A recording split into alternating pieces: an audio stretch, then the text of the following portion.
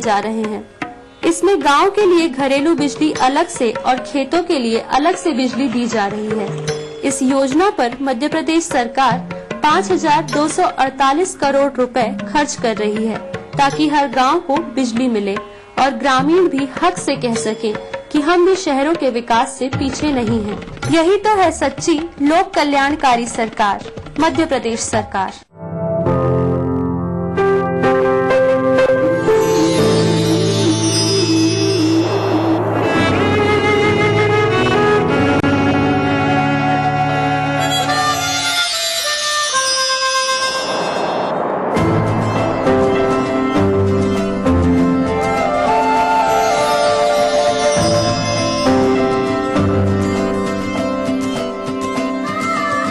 एहसासों से जुड़े नए रिश्ते बिखेरेंगे रंग।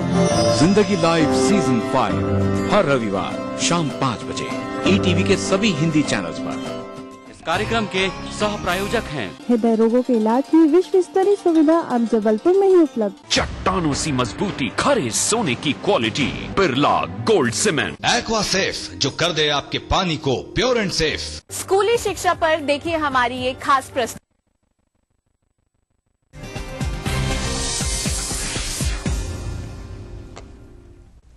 केंद्रीय दूरसंचार मंत्री कपिल सिब्बल ने एक बार फिर विवादित बयान दे दिया है। भोपाल पहुंचे सिब्बल ने कहा कि मध्य प्रदेश का हर सरकारी अधिकारी भ्रष्ट है। सिब्बल ने यहां तक कह दिया कि प्रदेश में ऐसा कौन अधिकारी है जो भ्रष्ट नहीं। सिब्बल ने मध्य प्रदेश को लैबोरेटरी ऑफ करप्शन तक कह दिया।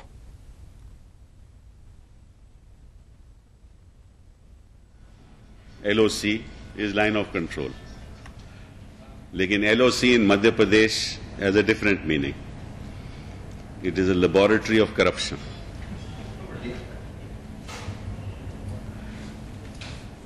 In fact, there is a term called CME which applies to Madhya Pradesh. Means corruption made easy. Every official here is corrupt.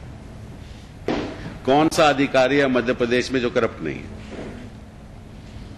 और कौन सा कलेक्टर है जिसको रिमूव किया गया? कौन से अधिकारी के खिलाफ प्रोसीडिंग ली गई? ये बात केंद्र सरकार के बारे में करते हैं, करप्शन के बारे में करते हैं। जितनी करप्शन मध्य प्रदेश में है वो आम आदमी की करप्शन है, उसकी शायद ही कहीं हो। पैसों की धांधलेबाजी, 53 लाख झूठे जॉब कार्ड्स मनरेगा में मध्य प्रदेश में। सही है कह रहा हूं? वहीं केंद्रीय मंत्री कपिल सिब्बल ने शिवराज सिंह सरकार पर सीधा हमला बोला। सिब्बल ने कहा कि पूरी सरकार भ्रष्टाचार में आकंठ डूबी हुई है और इस सरकार में MP में तेजी से अपराध की घटनाएं बढ़ी हैं। के साथ C² crime, C to the power of 2, corruption भी और क्राइम भी, और ये लीथल कॉम्बिनेशन होता है करप्शन और क्राइम का। मैक्सिमम बलात्कार मध्य प्रदेश में, क्राइम्स मध्य प्रदेश में, और ये हमारे अपने आंकड़े नहीं है, ये ऑफिशियल आंकड़े हैं। आपको मैं दे।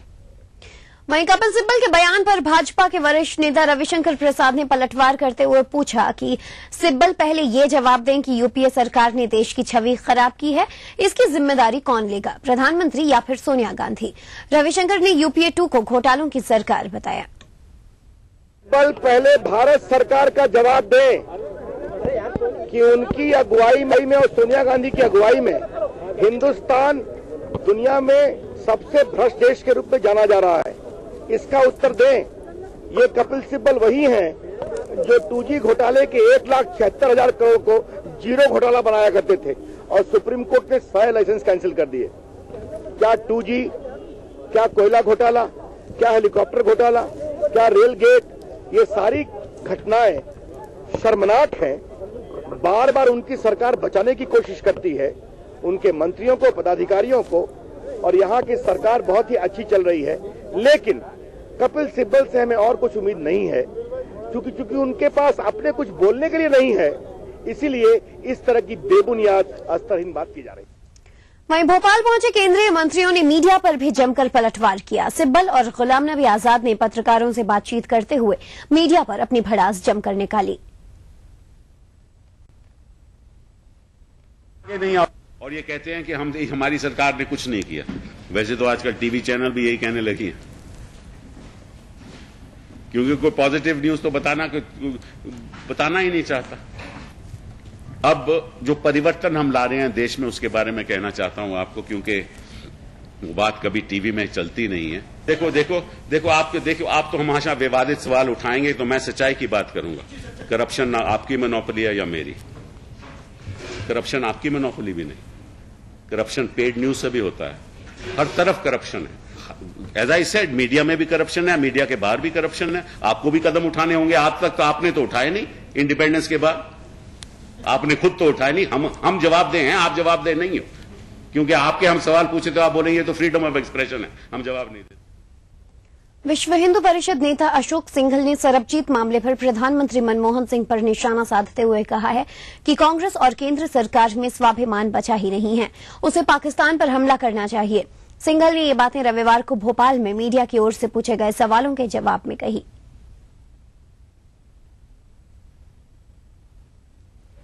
देखिए, पाकिस्तान ने तो हमारे सैनिकों के गले काट करके तो मेरा कहना है कि इस देश के भीतर जब स्वाभिमान है ही नहीं, मैं स्वाभिमान की बात बार बार करता हूं, स्वाभिमान ही नहीं, तो अब हम उसे एक्सपेक्ट क्या कर सकते हैं, क्या अपेक्षा कर सकते हैं? चीन की सेनाएं 19 किलोमीटर भीतर चली आई है और चीन कहता है कि ये जो रूलिंग पार्टी है उसका विषय नहीं है, ये जो है ऑपोजिशन पार्टी वही पता बचा रही है, इस प्रकार का सारा हल्ला, और ये तो भूमि हमारी है। तो जब कायरों की सरकार हो जाती है तो फिर आप उनसे क्या एक्सपेक्ट कर सकते हैं? मनमोहन सिंह जी में मैं कह सकता हूं कांग्रेस में किसी प्रकार का स्वाभिमान कहीं है ही नहीं, क्यों कर नहीं गया। मंदसौर में पूछताछ के बाद एक युवक के अचानक गायब होने का सनसनीखेज मामला सामने आया है। युवक दशरथ लाल मालवीय दलौदा का निवासी है, जिसे पुलिस ने लूट की जांच के मामले में पूछताछ के लिए पिछले मंगलवार को थाने लेकर आए थे, जहां से उसका अब कोई अता पता नहीं चल रहा है। और इस मामले में दशरथ की पत्नी ने थाना और पुलिस के आला अधिकारियों से उसके पति के बारे में कई बार गुहार लगाई, लेकिन लापता युवक का कोई सुराग नहीं मिल पाया है। लाए हो तो मुझे बताओ, तो बोले कि कौन सा पति, कैसा पति, मैं तो तेरा पति को लेके ही नहीं आया हूँ और चली जाए यहाँ से। और मेरे साथ बहुत गलत उपयोग किया, गाली गलौज खूब करी उन्होंने। तो फिर मैं घर आ गई, अकेली मैं क्या कर सकती हूँ?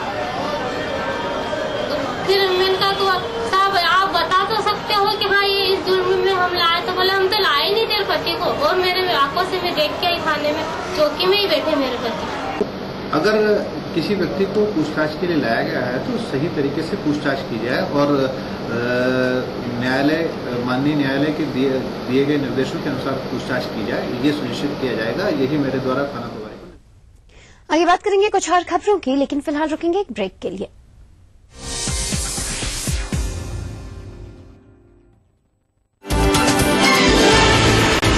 खास खबर तब होती है जब कोई बात हो उसमें आम खबरों की भीड़ जो दिखाई अलग से।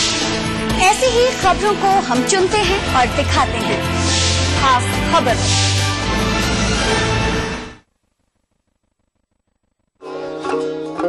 बच्चों के सपनों में माँ बाप की जिंदगी बसती है। मेरी बेटी का भी एक ही सपना था, डॉक्टर बनना, लेकिन इसे पूरा करना मेरे बस की बात नहीं थी। मैंने बात की कि बच्चों को लोन दो, उनका तय कैसे, अगर इन्हें वापस नहीं दिया तो इनकी गारंटी कौन लेगा, इनकी जमानत कौन लेगा? हम कहें इनकी गारंटी मामा शिवराज सिंह चौहान लेगा और भारतीय जनता पार्टी की सरकार लेगा। मेरी बेटी को सहारा मिला मध्य प्रदेश उच्च शिक्षा ऋण गारंटी योजना का। मध्य प्रदेश सरकार ने हमको ऐसा सपोर्ट दिया है, ये कभी जीवन में कभी भी आने वाले समय में हम कल्पना भी नहीं कर सकते थे। इस योजना के तहत मेरी बेटी को उच्च शिक्षा के लिए 15 लाख रुपए का लोन मिला।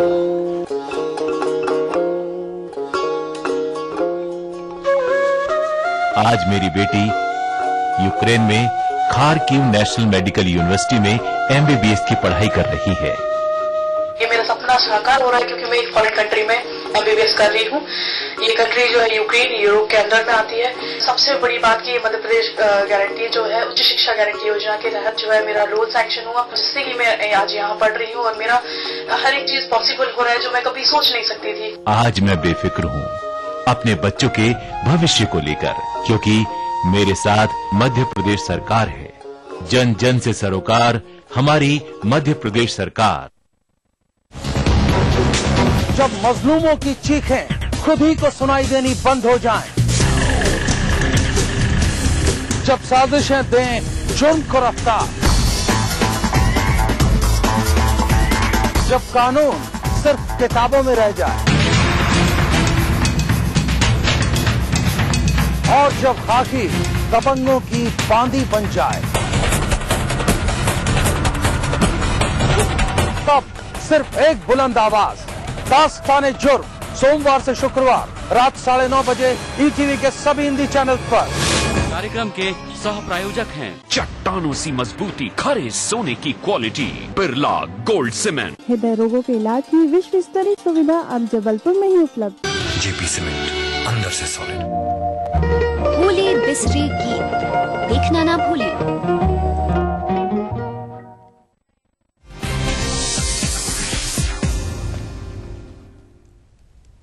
के बाद बात मध्य प्रदेश की, जहां टीकमगढ़ जिले के भंडारे में एक बार फिर रिश्तों को शर्मसार कर देने वाली घटना सामने आई है। यहां एक जीजा ने अपनी ही नाबालिग साली के साथ दुष्कर्म की घटना को अंजाम दिया है। लड़की से पूछताछ के आधार पर पुलिस ने लड़की के जीजा को गिरफ्तार कर लिया है। बताया जा रहा है कि नाबालिग लड़की को जीजा गेंदा आदिवासी जंगल में लकड़ियां तोड़ने के लिए लेकर गया था और वहीं उसके साथ आरोपी ने दुष्कर्म की घटना को अंजाम दिया।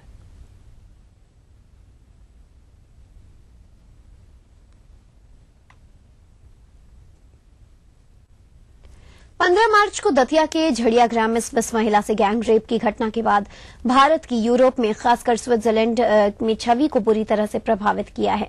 पहले स्विट्जरलैंड के जो लोग भारत को शांत और घूमने लायक मानते थे, अब वही लोग भारत को खतरनाक देश मानने लगे हैं। इस घटना से स्विट्जरलैंड के लोगों में काफी आक्रोश है।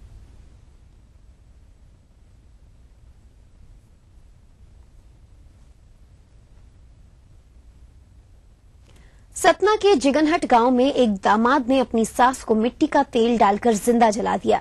महिला की हालत गंभीर है और वो जिला अस्पताल में भर्ती है। बताया जा रहा है कि दामाद ने अपनी सास के 1000 रुपए उधार लिए थे और जब सास ने उधार के पैसे मांगे तो दोनों में झगड़ा हुआ। इसी मामले में हुए विवाद को लेकर रविवार को आरोपी दादूराम ने अपनी सास को मिट्टी का तेल डालकर जिंदा जला दिया और वहां से फरार हो गया। पुलिस अब आरोपी की तलाश में जुटी हुई है।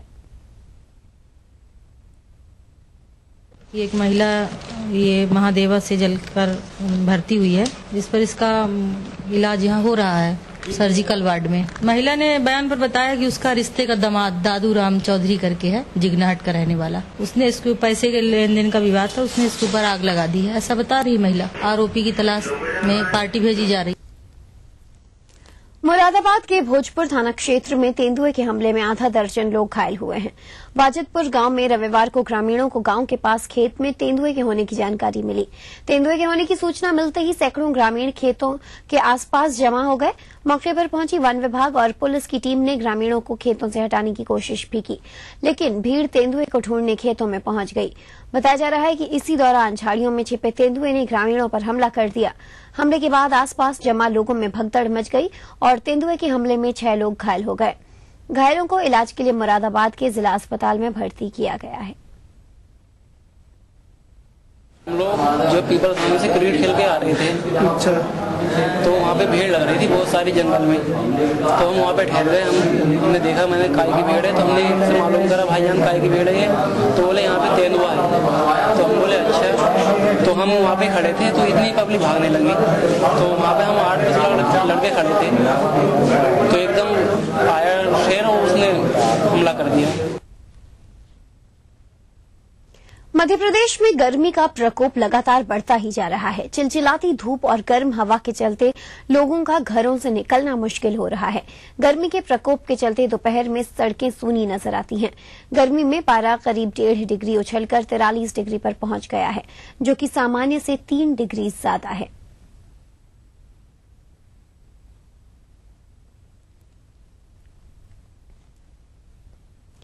नौतपा लगने में अभी पखवाड़े भर से भी ज्यादा का वक्त बाकी है, लेकिन कोरिया में बैसाख की गर्मी ही लोगों को नौतपा का एहसास करा रही है। लोगों को इस उमस और जला देने वाली गर्मी से न दिन में चैन मिल रहा है और न रात को आराम नसीब हो रहा है। बढ़ती गर्मी ने जिले में लगभग 20 वर्षों का रिकॉर्ड तोड़ा है, जहां पारा 43 डिग्री को भी पार कर चुका है।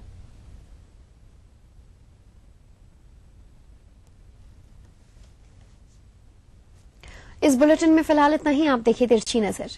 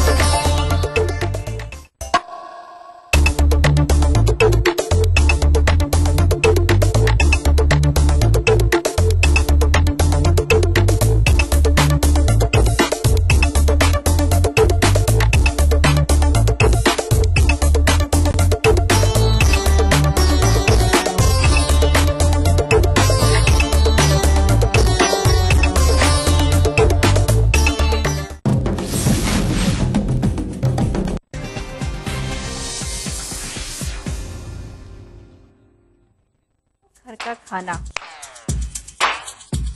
या मस्ती हो पार्टी की या फिर खुमार हो त्योहारों का, आपकी हर खुशी में शुमार है स्वाद रसोई से का।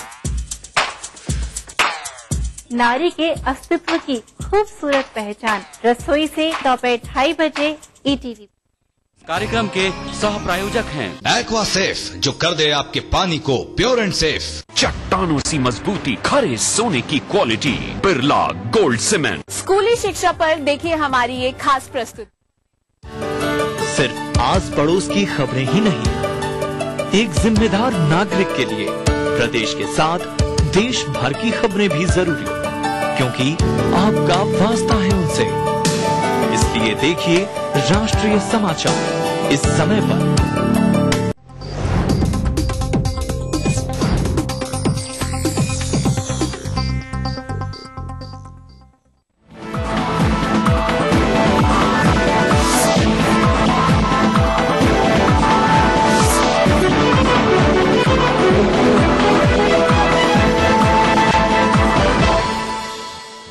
नमस्कार, हमारे खास कार्यक्रम आमने सामने में आपका स्वागत है।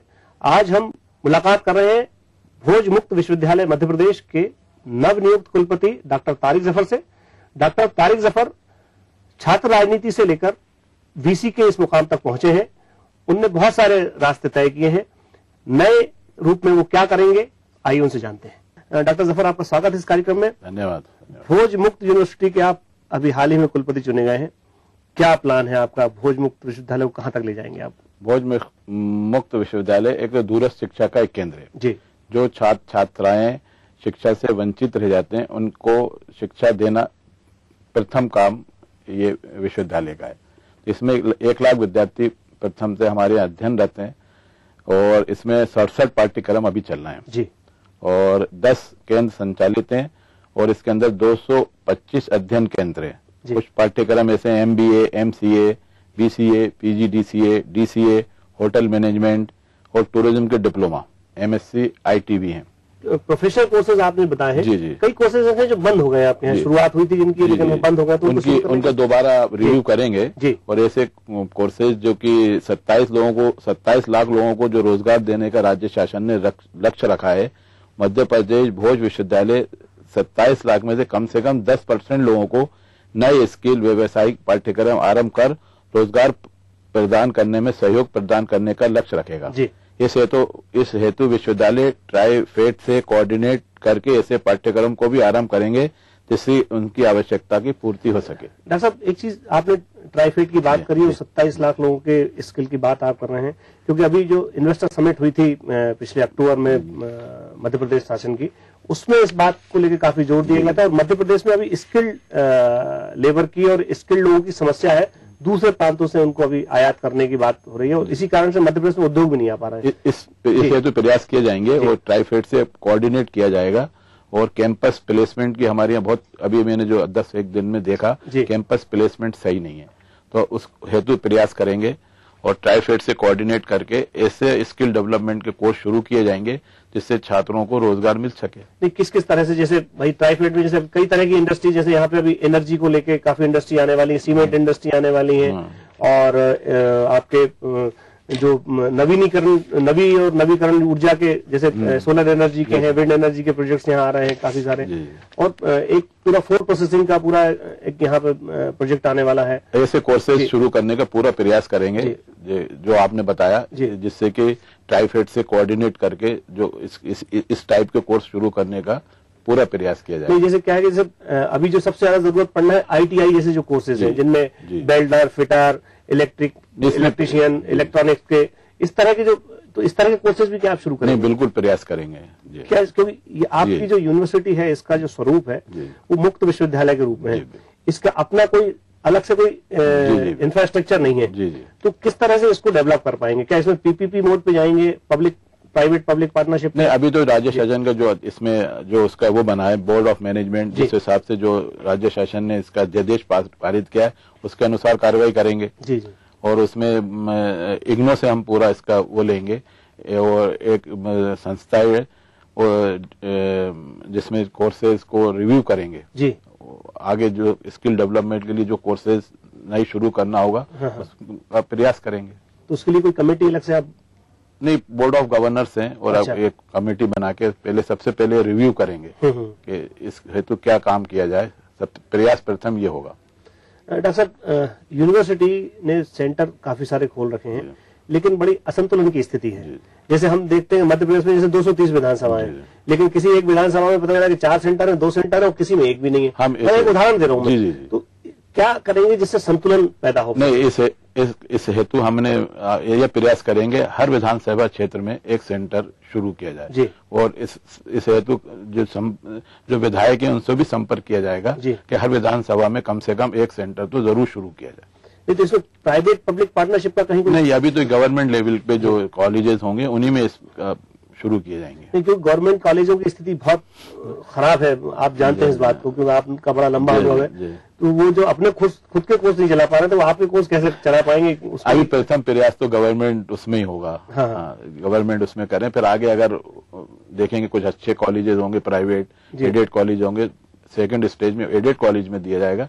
फिर प्राइवेट अगर नहीं चला पाएंगे वो लोग, तो फिर प्राइवेट उसमें जाने की विचार किया जाएगा। क्योंकि सरकार खुद भी इस मनस्थिति में है कि वो प्राइवेट पब्लिक पार्टनरशिप पे जाए। उसके जो बड़े प्रोजेक्ट हैं, जैसे BRTS का प्रोजेक्ट देखते हैं हम, या रोड के डेवलपमेंट के प्रोजेक्ट देखते हैं, या दूसरे प्रोजेक्ट्स देख रहे हैं, तो सब में सरकार जो है वो निजी क्षेत्र में निजी भागीदारी की बात कर रही है हर जगह।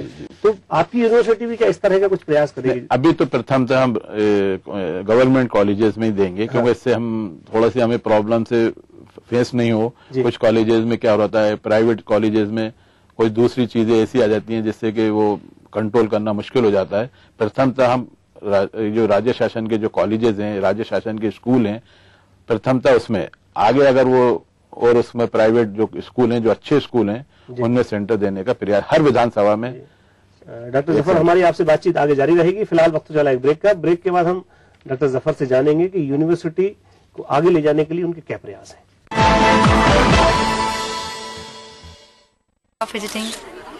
शगुन का 1 रुपया नहीं रखा? मारूंगी। चलो, कंग्रेचुलेशन।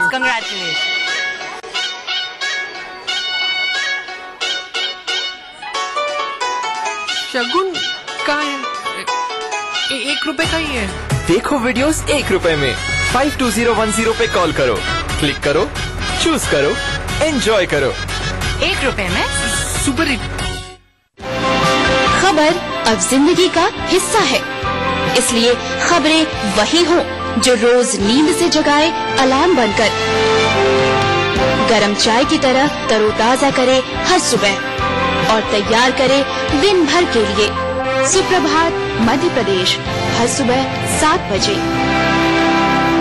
इस न्यूज के सह प्रायोजक हैं चट्टानों सी मजबूती, खरे सोने की क्वालिटी, बिरला गोल्ड सीमेंट। हृदय रोगों के इलाज की विश्व स्तरीय सुविधा अब जबलपुर में ही उपलब्ध। जिसमें हो दम वही होता है चैंपियन। Prism champion. करना घर का काम हो या बनानी हो भीड़ में पहचान, खूबसूरत रहने के नुस्खे भी हैं और फैशनेबल बनने के ट्रिक्स भी। शौक उभारने की पाठशाला भी है और संगनी क्वीन की कहानी भी। ये सब और बहुत कुछ सिर्फ संगनी फॉर टुडेज वुमेन के साथ। कार्यक्रम के सह प्रायोजक हैं हृदय रोगों के इलाज की विश्व स्तरीय सुविधा अब जबलपुर में ही उपलब्ध। चट्टानों सी मजबूती, खरे सोने की quality, Birla gold cement. Aqua safe, जो कर दे आपके पानी को प्योर एंड सेफ। स्कूली शिक्षा पर देखिए हमारी ये खास प्रस्तुति। बनाना हो घर का खाना या मस्ती हो पार्टी की या फिर खुमार हो त्योहारों का, आपकी हर खुशी में शुमार है स्वाद रसोई से का। नारी के अस्तित्व की खूबसूरत पहचान रसोई से दोपहर 2:30 बजे ईटीवी। कार्यक्रम के सह प्रायोजक हैं एक्वा सेफ, जो कर दे आपके पानी को प्योर एंड सेफ। चट्टानों सी मजबूती, खरे सोने की क्वालिटी, बिरला गोल्ड सीमेंट। स्कूली शिक्षा पर देखिए हमारी ये खास प्रस्तुति। नमस्कार, ब्रेक के बाद एक बार फिर स्वागत है आपका। हम बात करते हैं जफर साहब यूनिवर्सिटी को लेके एक बात और सामने आ रही है। जैसे एक तरफ हम इंदिरा गांधी ओपन यूनिवर्सिटी को देखते हैं और दूसरी तरफ भोज मुक्त विश्वविद्यालय को देखते हैं। दोनों का स्वरूप लगभग एक जैसा ही है, वो राष्ट्रीय स्तर पे और आप प्रदेश स्तर पे। लेकिन जो जगह बनना चाहिए थी यूनिवर्सिटी की, वो जगह नहीं बन पाई है। अब देखिए, इस बारे में तो अभी मैं थोड़ा सा रिव्यू करूंगा। और जहाँ तक हमारे छात्रों की संख्या का सवाल है, वो छात्र संख्या तो पूरे हिंदुस्तान में 2nd नंबर पे ये विश्वविद्यालय आता है। और जो कमियां होंगी उसका प्लेसमेंट नहीं है, और जो कोर्सेज जो बंद पड़े हुए हैं, एडुसेट एक वो आया था सेंटर, वो बंद है। और कुछ और कोर्सेज जो कि जैसे अर्बन इंजीनियरिंग ऐसे कोर्सेज शुरू करने का प्रयास किए जाएंगे। मेरा ये कहना है कि आपने क्वांटिटी की बात तो कर लीजिए, क्वांटिटी में आप नंबर 2 पे हैं पूरे। क्वालिटी का भी प्रयास, क्वालिटी की बात जी, क्वालिटी में कहीं कुछ गड़बड़ ऐसा लग रहा है। नहीं, अभी मैं गड़बड़ तो नहीं कह सकता। हाँ, लेकिन जो ये स्थान बनना चाहिए क्वालिटी का, जैसे आप मेरिट की, हम भोपाल में देखते हैं मेरिट की बात कर रहे हैं, तो मेरिट का स्टूडेंट मतलब निकल के कहीं भी जाता है तो मेरिट का स्टूडेंट उसका कैंपस प्लेसमेंट तत्काल हो जाता है। नहीं, वो क्या है, कैंपस प्लेसमेंट यहाँ पे सेल बिल्कुल है नहीं। तो कैंपस प्लेसमेंट जब तक जो छात्र निकले हैं वो बहुत अच्छी जगहों पे उनका प्लेसमेंट हुआ है, लेकिन उसका कोई रिकॉर्ड हमारे पास इसलिए नहीं क्योंकि ये दूरस्थ शिक्षा है और छात्रों से सीधा संपर्क नहीं रहता। इस हेतु छात्रों का प्लेसमेंट भी अच्छा हुआ है, लेकिन आगे और इसमें प्रयास किया जाएगा। डॉक्टर साहब, एक चीज और, पिछले 2-3-4 साल से यूनिवर्सिटी बड़ी चर्चा में रही, कई तरह से नए कोर्स को लेकर भी चर्चा में रही है और नई विपत्तियों को लेकर भी चर्चा में रही है। नई कंट्रोवर्सीज बहुत सारी हुई है। अब उन कंट्रोवर्सीज से कैसे निपटेंगे? आपको बड़ी चुनौती है ये। नहीं, मैं कंट्रोवर्सी कुछ नहीं मानता। मैं तो डायरेक्ट हर कर्मचारी, हर अधिकारी से डायरेक्ट संपर्क में रहने का प्रयास करूंगा। हर सेंटर पे परीक्षा टाइम पे हो और जो वैल्यूएशन हो, सेंटर वैल्यूएशन हो, इसकी पारदर्शिता रहे और हर काम पारदर्शिता से हो। मेरा प्रयास ये रहेगा। अच्छा, आपकी शुरुआत जो है छात्र जीवन में एक छात्र नेता के रूप में हुई, तो कैसे आप एकेडमिक्स में आए और फिर आगे बढ़ के अब इस बिल्कुल जो ओहदा है आपका बड़ा, जिसकी शायद हर एक एकेडमिशियन को ख्वाब रहता है उसका कि मैं वीसी बनूं किसी न किसी यूनिवर्सिटी का, क्या मानते हैं? सफर के बारे में थोड़ा सा। देखिए, सबसे पहले तो मैं पूरे भगवान का शुक्र अदा करता हूं जिसने जो उसने मुझे इस लायक बनाया जी। और जहां तक भोपाल का सवाल है, मध्य प्रदेश का सवाल है, मध्य प्रदेश और भोपाल ने मुझे सब कुछ दिया है जी। मेरा कैरियर सेफिया कॉलेज से शुरू हुआ, भोपाल यूनिवर्सिटी के अंतर्गत शुरू हुआ जी। और उसके बाद मैंने एक फैक्ट्री में, पेस्टिसाइड की फैक्ट्री में 150 रुपए की नौकरी से शुरुआत करी जी। उसके बाद सेफिया कॉलेज मैंने पढ़ाना शुरू किया। फिर मैं छात्र उसमें आया, डीन स्टूडेंट रहा 10 साल जी बरकतुल्लाह विश्वविद्यालय में, HOD रहा। 14 छात्र मेरे अंडर में PhD कर रहे हैं, 6 PhD अवार्ड हो चुके हैं, 10 सबमिशन में हैं।